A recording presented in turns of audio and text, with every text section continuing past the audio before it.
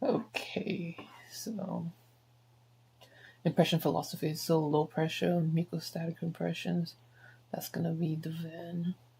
Record tissue at rest, denture-based models on low tissue, selected pressure impression. So impression philosophy. So impression philosophy.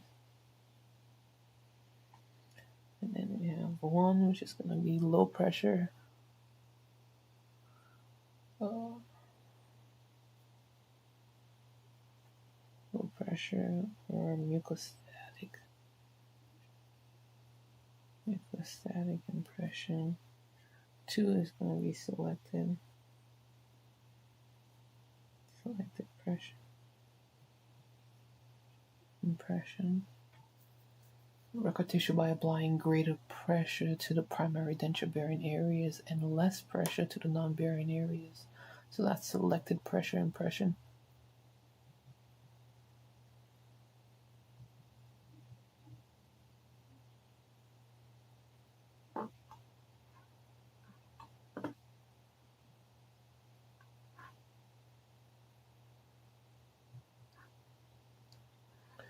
And then we have functional impression, which is pounds. This is record tissue under function, denture-based models, functionality, and recommendation for 48 to 72 hours. The 3 M's of denture impression. So the 3 M's of denture impression. Let's see what we got here. 3 M's of denture impression. Over here to the 3 M's. That's going to be 3 M's of denture impression. And 1 is going to be mold. 2 is going to be method. And 3 is going to be materials. So the primary stress bearing area in the maxillary is, it's going to be the hard palate. That's going to be the primary area. So in the denture itself, in the maxillary, the primary stress bearing area is going to be the hard palate. So for the stresses in the max, MAX, the first one is going to be the hard palate. It provides the primary support as the hard palate. And then number 2 is going to be the residual ridge. That's going to be secondary support. So this is primary. This is secondary support. Okay, residual ridge and hard palate. And then for the mandibular, so in the mandibular, MAVN, in the mandibular, you have, that's going to be the buccal shelf. Buccal shelf. By both authors. Okay. Block out techniques for selected pressure impression. Let's see, Buncher's technique. Okay, space of use the entire basal state selected pressure to achieve. Oh, man, I am tired already. It's gonna be a long night.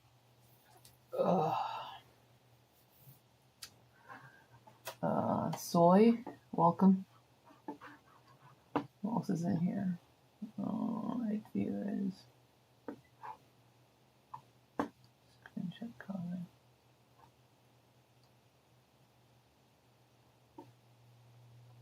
I need to do that. Okay. Blockout technique for selected pressure impression. Okay, so this is a blockout technique for selective pressure impression. And again, selective pressure impression is when you're applying greater pressure to the primary denture bearing areas and less pressure to the non-bearing areas. And we just covered where the primary stress bearing areas in the maxillary is the hard palate and the residual ridge as secondary. So this is what this technique is talking about. So space of use over the entire basal seat, selective pressure is achieved by excluding the post-M in the maxilla and the buccal shelves in the mandible. So the heparin technique, space is used over Okay. I don't see any questions over here. What's going on? Questions? No questions. Okay, good. Spacer is used over the peripheral extension, buckle, slow post, and living technique. Spacer is used over. Okay.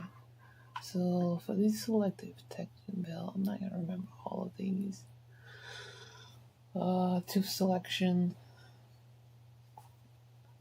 shade, size, form, tooth shade, which is your skin color. You gotta make sure it matches the patient's skin color, the patient's ear color when you're deciding on a tooth shade.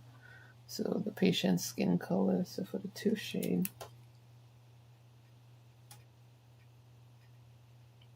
you want to match the patient's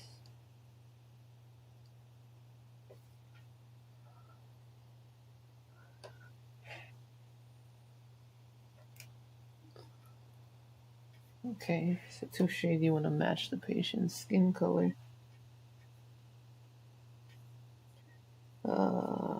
And also hair color. And it should be based on the patient's desire. So we're just going to put in here patient's desire.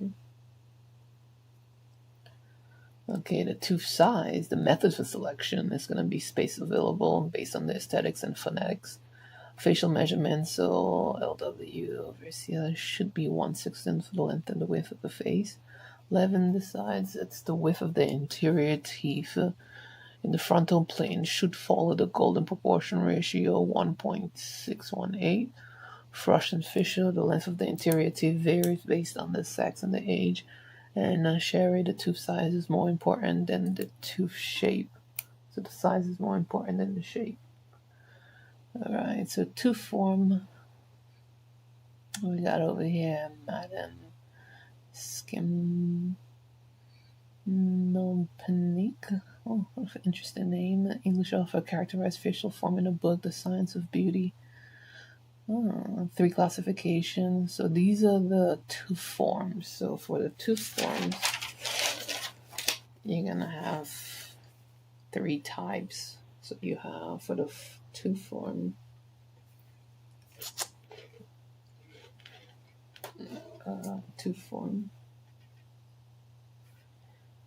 the first type of tooth form is square, and the second type is triangle. I gotta be efficient at just saying these things instead of writing them out.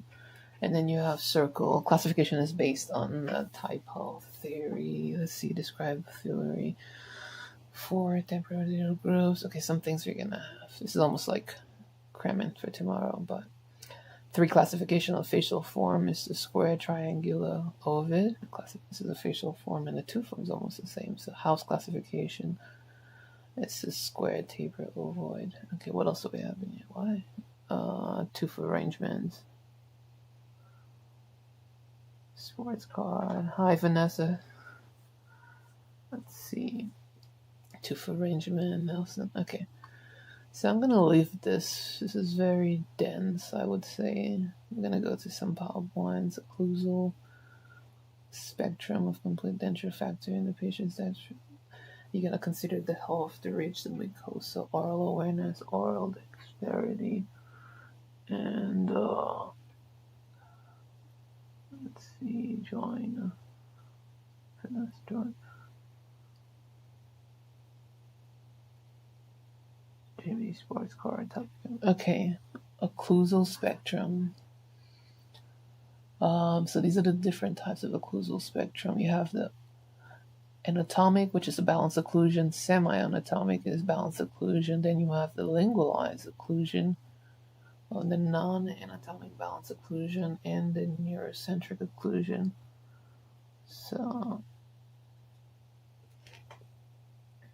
let's see, anatomic balance occlusion, advantages is aesthetics. Okay, I think we went through this earlier already. Lingualized, additional part. Okay, so Henhouse quint is actually, you need to know, that's a must know. And it's a formula describing the factors of balance occlusion, and this has 5 factors: condylar guidance, incisal guidance, cusp height, plane of occlusion, and compensating curve. Or I'm trying to say it without looking at it. So condylar guidance, incisal guidance, cusp height, plane of occlusion, compensating curve. And the formula is the condylar guidance over the condylar guidance times the incisal guidance over the cusp height, the compensating curve, and the plane of orientation. So that's the formula.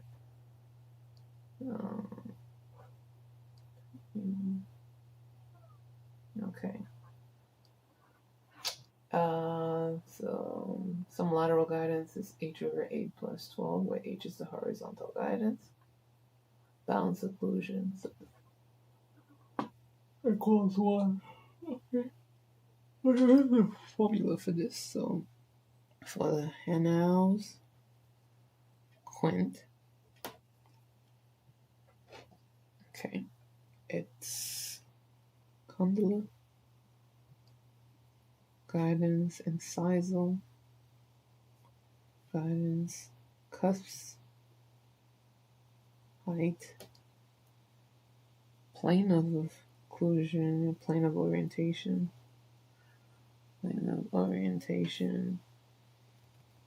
and compensating curve. And then the formula would be CG times CI over the cusp height times the plane of orientation times the compensating curve. And all of that is equal to 1. So it's just your regular math formula if you want to increase or decrease. But that's the formula for balance occlusion.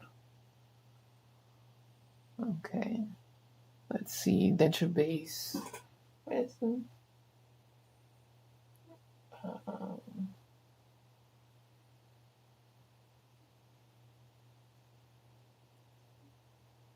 So the denture material that we're using, when you mix it, it has 5 stages of acrylic.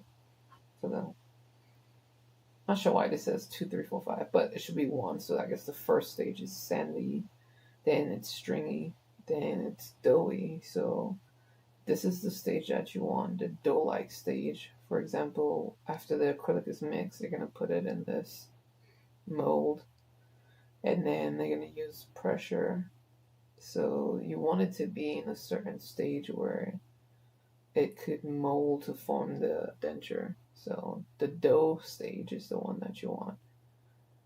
So sandy, stringy, dough-like, rubbery, and stiff. And remember that the dough stage is the one that's ideal for compression molding. And compression molding is one of the techniques that you use to make the denture. Now the types of denture base resin. So you could use the heat activated, the chemical activated, the light activated, and within those, so for example, the heat activated, the activator is going to be heat. So if you apply heat, then that's going to initiate the reaction. The initiator within the heat activated resins are going to be benzoyl peroxide. It's your might sound familiar. I think that's in the same thing that's in acne, if I remember correctly. Benzoyl peroxide. Let me double check that if I say something wrong. Benzoyl peroxide. I'm pretty sure that's what's in acne medication. Yes. Interestingly. So the thing that's in the initiator in the denture-based resin is the same thing that we use for acne. It can treat acne and other skin conditions. Wow, interesting. Why would they put that in denture? Okay, anyways. So for the chemical activated ones, a tertiary amine is the activator, and the initiator is the same benzoyl peroxide. Wow.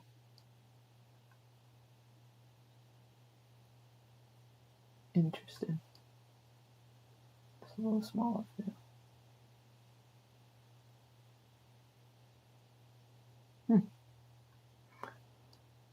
And do you know? You learn something new every day.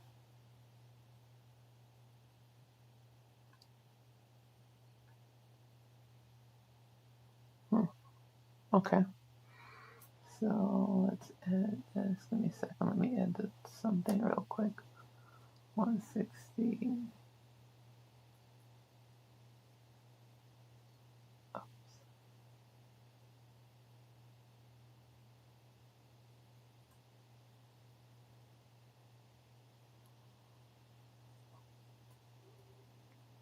$150, and then the top would be 70.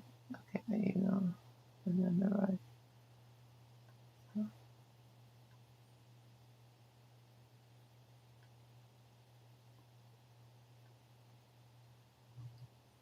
And this needs to be edited for the top. We'll do 60 over here. Alright, that's good. Sorry, small screen. Y'all could have told me that the screen wasn't showing up properly, man. Anyways, so yeah, so there are types of denture-based resin that you use to actually make the denture. You have 3 categories: the heat activated, the chemical activated, and the light activated. Now each of these have an activator and an initiator. So for the heat activated, the activator is going to be heat. Once heat is applied, the initiator in there is going to be benzoyl peroxide. Interesting fact, that's the same chemical that's used in your acne medication that they're using in the denture-based resin. For the chemical activated, you have a tertiary amine, which is the activator, and then the initiator is also benzoyl peroxide. And in the light activated base resin, the activator is light, and the initiator is camphorquinone. I feel like that was also somewhere else. Let me see. Where else is this used? Camphorquinone. But is this used in any medication or topical? Camphorquinone use. Commonly used in dental material to treat polymerization. Okay. Is it used in any products, over-the-counter products, using OTC products? Let's see if anything comes up on that. Not seeing anything. Use interaction mechanism of the right label as inflammatory. Nope. Okay, so it's just benzoyl peroxide is the one that's using your acne medication. Interesting. Okay, so now let's see. So composition of the heat activated resin. So this is what we're talking about, the heat activated resin. So this has a powder and a liquid, and in the powder, the same initiator that we talked about, benzoyl peroxide, it's in the powder. The coloring agent is also in the powder, and then you have methyl methacrylate beads that's in the powder. And then in the liquid, this is where you have the methyl methacrylate monomer. And then you have the glycoid dimethyl acrylate cross-linking agent, 1 to 2% volume.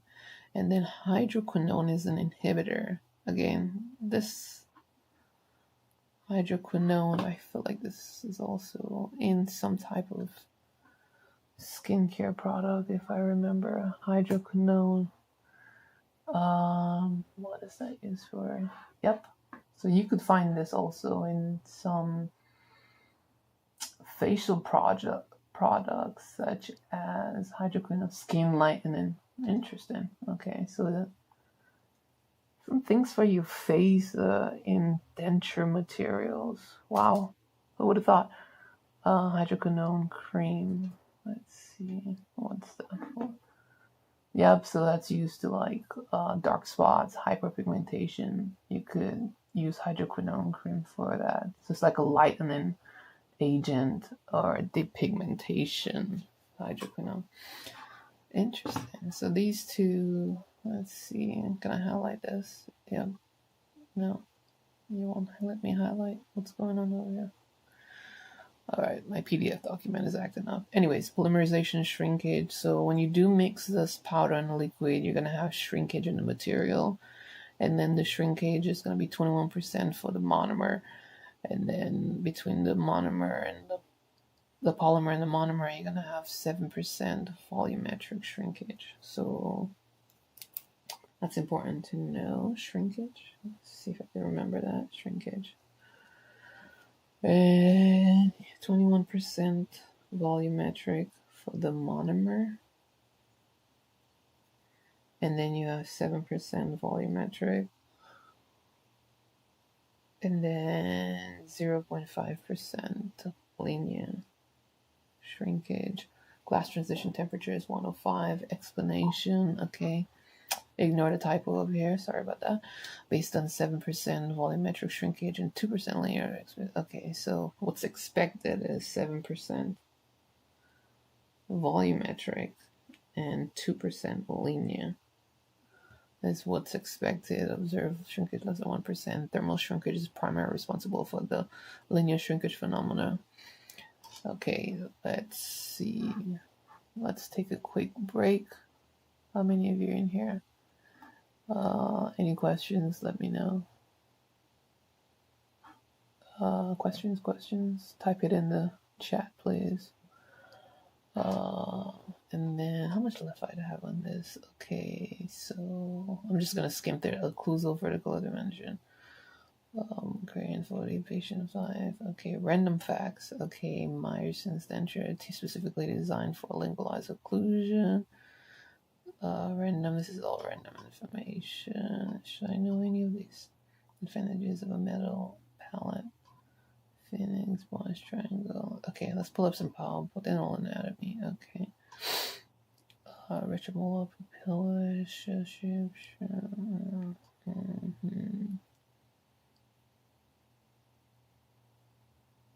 So concept of retention of occlusal plane.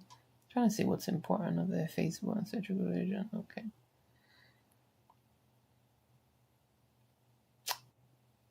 The seal is definitely important. Posterior palatal seal. So when you place the denture, that's what kind of helps create that suction. It helps it to stay. So the posterior palatal seal kind of seals it up. Reason for the posterior palatal seal is compensating for the polymerization, shrinkage, retention, thinning, the gap reduction by firm pressure, the strength. Method is establishing posterior palatal seal. It's an empirical based on experience, functional direct.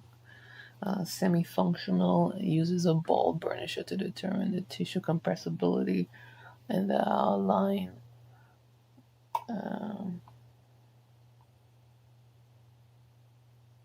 Let's see what we got here. And semi-functional using the bush advent. Okay. Alloys. So do I need to know is type 3 gold?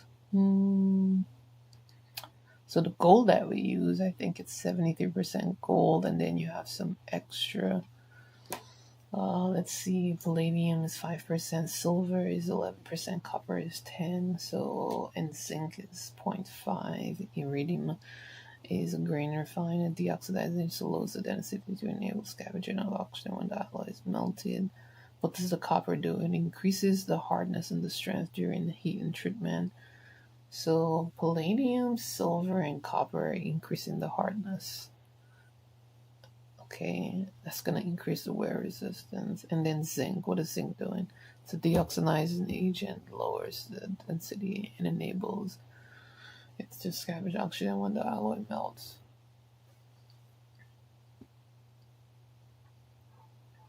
Okay, let's see.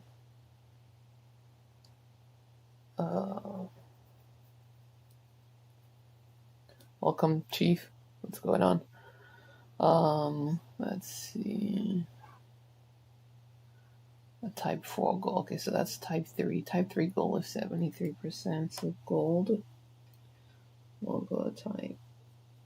Type 3 is 73%. Okay, and type 4 gold is 68%, 0.75%.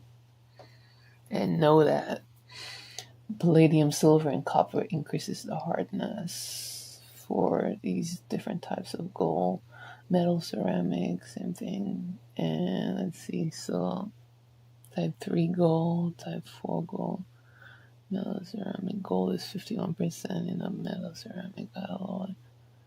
Okay. Okay, so this was what I was just skimming through. Let's see. Patient health. Okay, let me check this. Let me take a quick break and I will be right back. Let's look at actual PowerPoint. Where's my PowerPoint?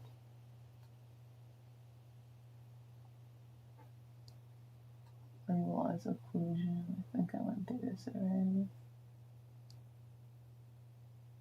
Okay.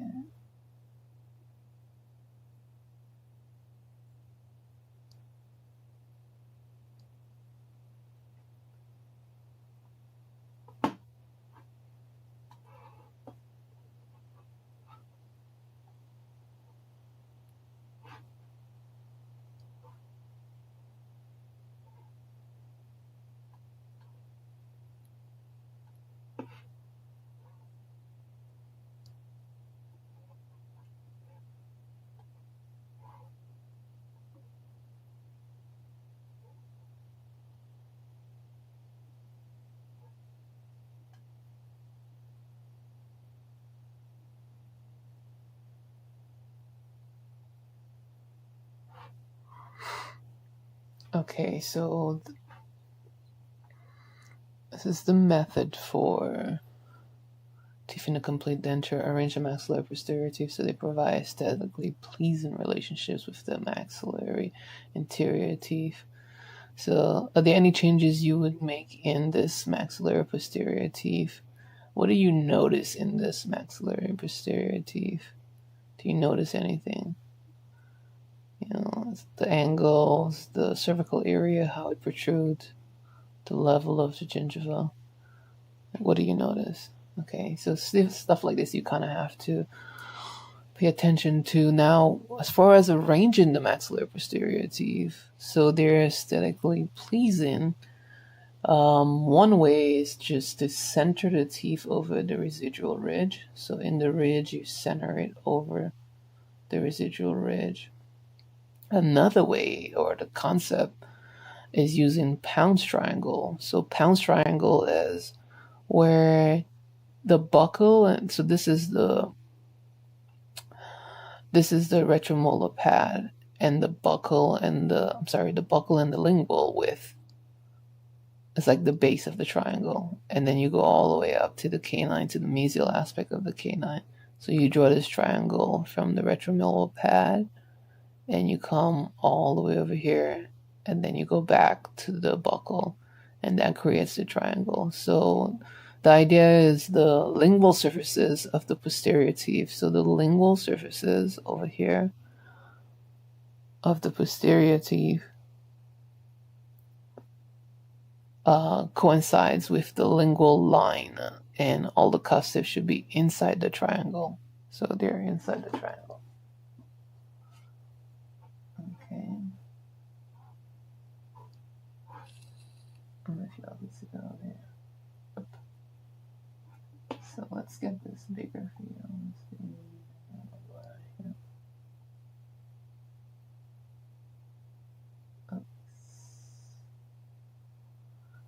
So again, Pound's triangle is just a method in which, how are you going to set these posterior teeth? So you would first identify the retromolar pad and the buccal of the retromolar pad and the lingual of the retromolar pad. And then you make, that's going to be the base of the triangle. And then you go all the way up to the canine, and that's where they're going to merge. And then the posterior teeth, the lingual surfaces, so this is your buccal, your lingual, the lingual surfaces need to be within or coincides with that line, that triangle.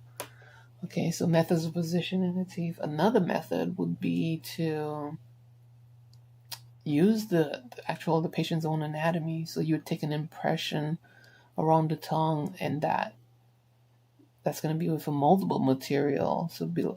And then you're going to capture the tongue and the cheeks while the patient is swallowing multiple times. So while the tongue is moving, it's kind of creating that surface where it's going to help guide where the teeth should be.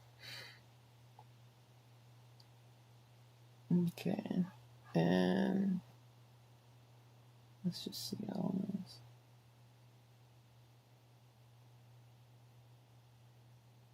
A medium body PVS material was expressed into the closest surfaces of the linear retromolar pad.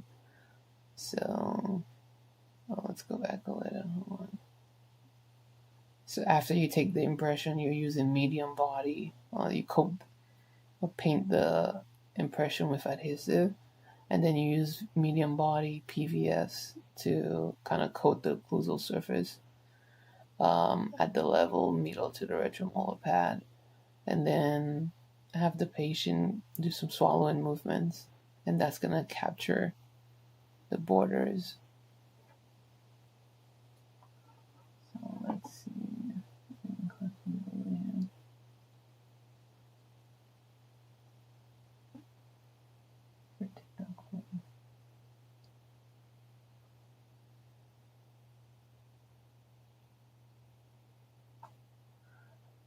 James, what's up?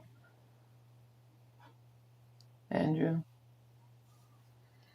Okay, so let's see what else we got. And then the method of position posterior teeth in complete dentures. You could also look at it from the interior posterior occlusal plane. Okay, so that's going to be from the canine to the retromolar pad again. From the retromolar part, you're looking at 1/2 to 2/3 the height of the retromolar pad. So that's also another way you could look at that. Let's see.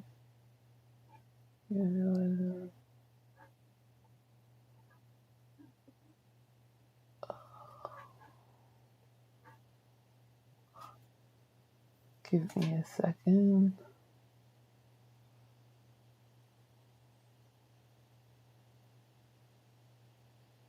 Retromolar part, you're looking at 1/2 to 2/3 the height of the retromolar pad.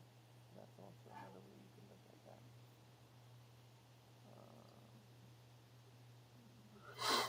So these are the types of position how you could set the teeth. Anatomic, that's almost mimicking your natural teeth. It's much harder to do as far as trying to get it to balance. So, but then you could also do semi-anatomic. Okay, that's a little more. Both of these are going to give you nice aesthetics because they're almost like natural teeth. And then you have 0 degrees, which are monoplane. As you can see, it's like practically flat. And then you have lingualized occlusion. This one is like the top teeth, you're kind of tilting it, kind of facing inwards. So, wow. Let's see. What do you think? Okay.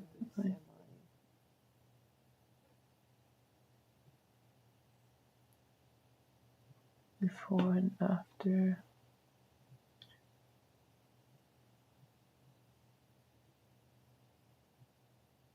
New feature. Okay, hold on. Let's see. Okay, and so this is the anatomic one I was talking about. You could see how it has the deep or the high cusp and the deep valleys and the high cusp. So it's almost like a natural tooth, make things look a little real. Okay, advantages are going to be best natural appearing aesthetics, good for chewing, food penetration.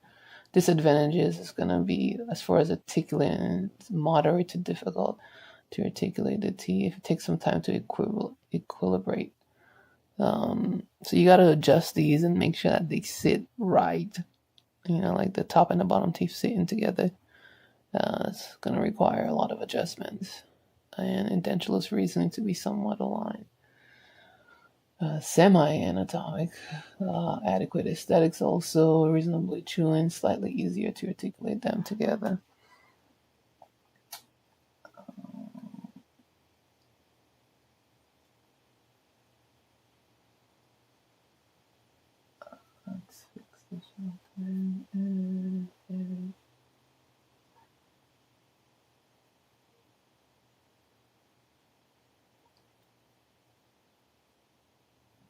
let's go back to 60.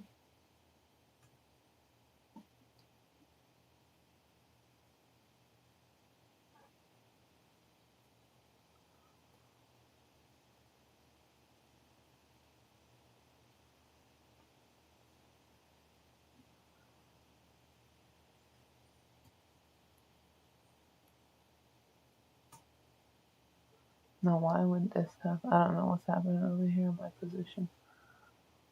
But for this one, let's just reset the. And bring this down right here. Okay. Having some semi-anatomic over here. There we go. Okay, and moderately difficult to articulate. Take some time to equilibrate. It's the same thing as the anatomic, non-anatomic. Again, these are pretty flat. Yeah, as you can see over here, pretty flat. They're really flat teeth. Right. Okay.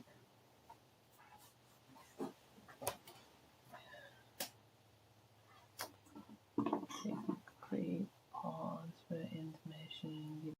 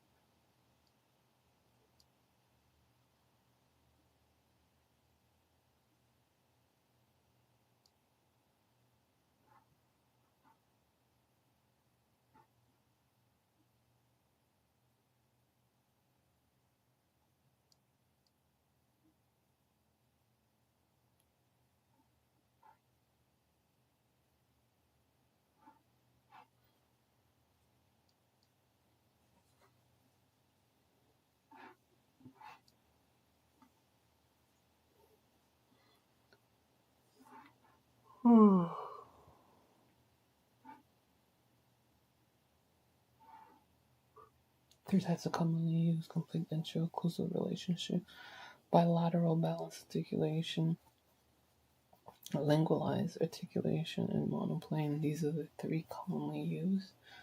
So, three commonly used. One is going to be bilateral balance. Two is going to be lingualized articulation, and three is going to be monoplane.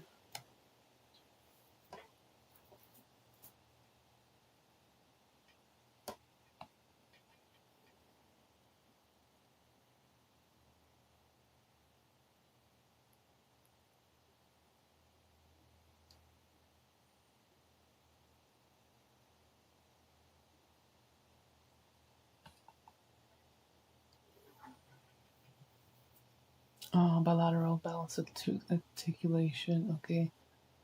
Can use either anatomic or semi-anatomic. So for bilateral, we're using anatomic or semi.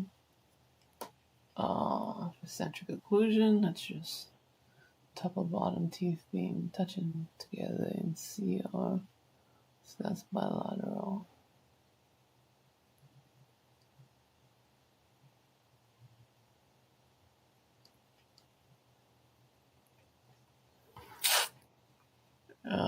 Working sign, non-working sign.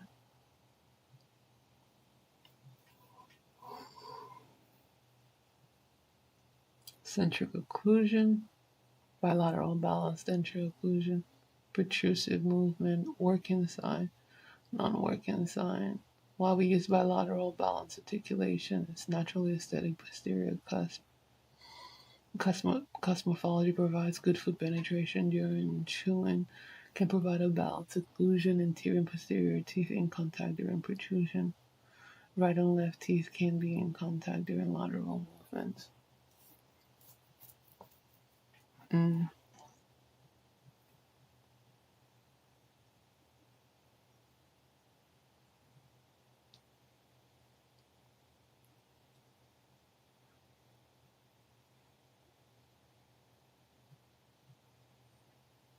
Okay, so can provide balanced occlusion.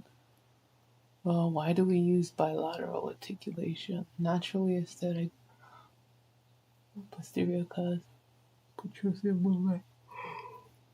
Man, I am tired. Yeah, I'm going to call it early and working on tomorrow. Lingualized occlusion.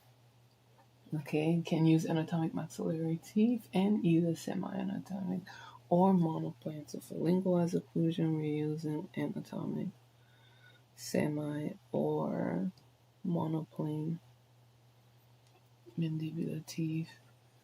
Let's see, not working inside. Centric occlusion. Naturally aesthetic, cusp provide good food penetration, easier to establish, balance occlusion, propose centriculation.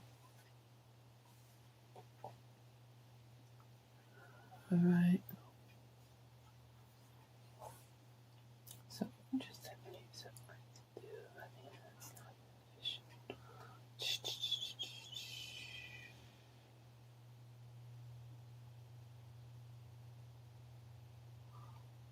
Okay.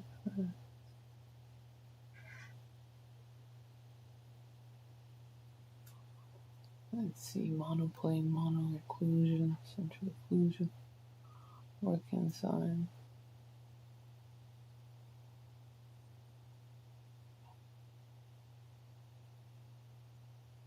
Why we use monoplane occlusion for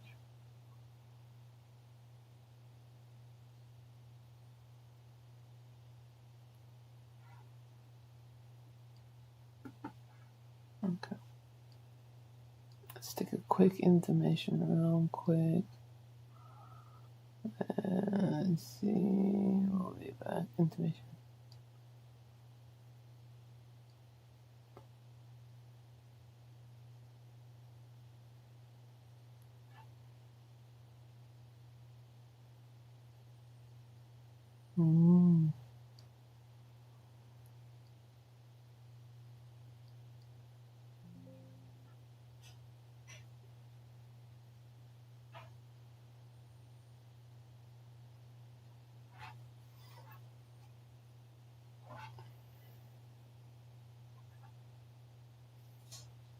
The heck, man.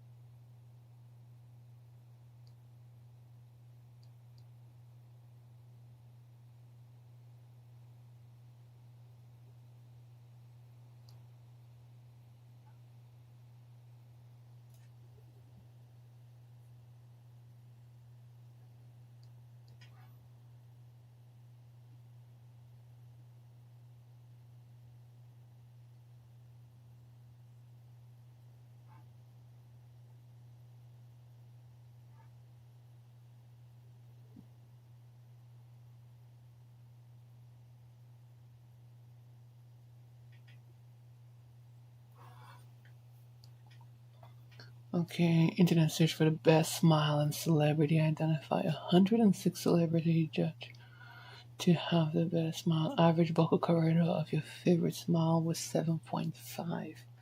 The average buccal corridor of your favorite smile was 7.5.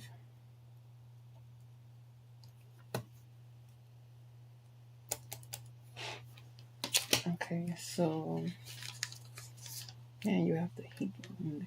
You have to activate which is heat initiators, benzoyl peroxide. And in the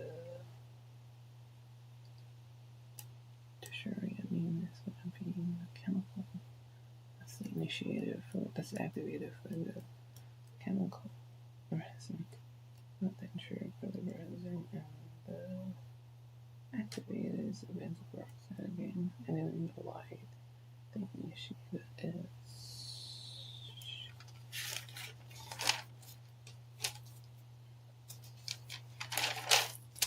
Man, I am tired. Okay. Number of teeth searching here.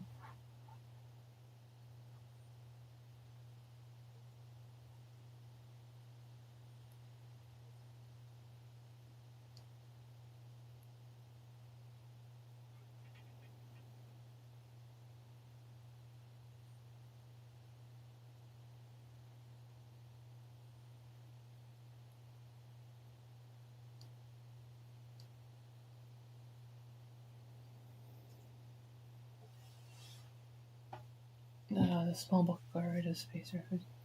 Top 11 celebrities. Okay.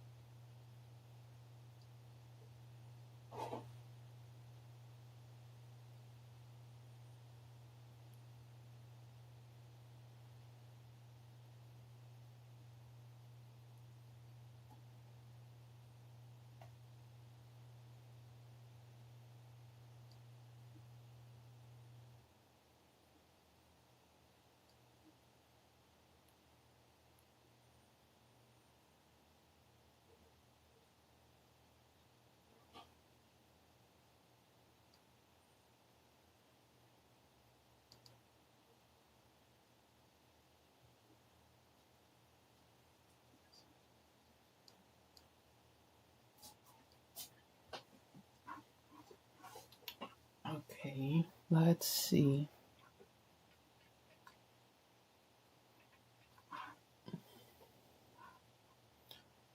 Let's take this off and try.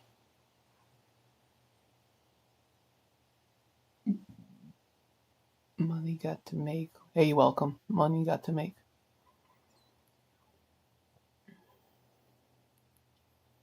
Such a pretty cool.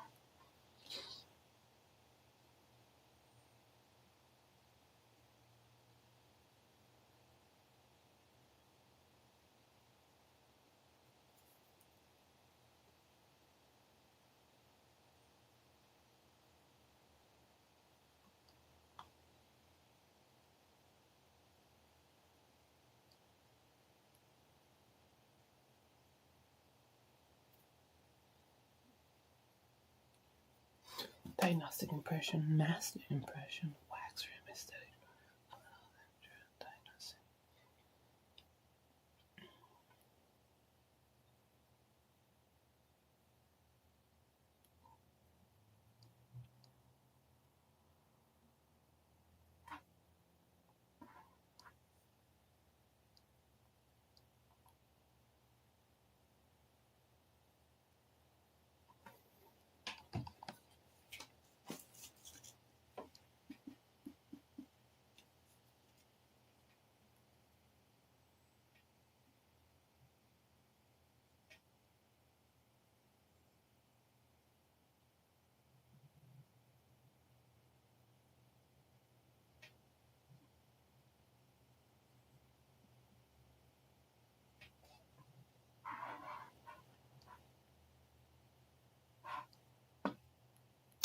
Okay, we're done for the night.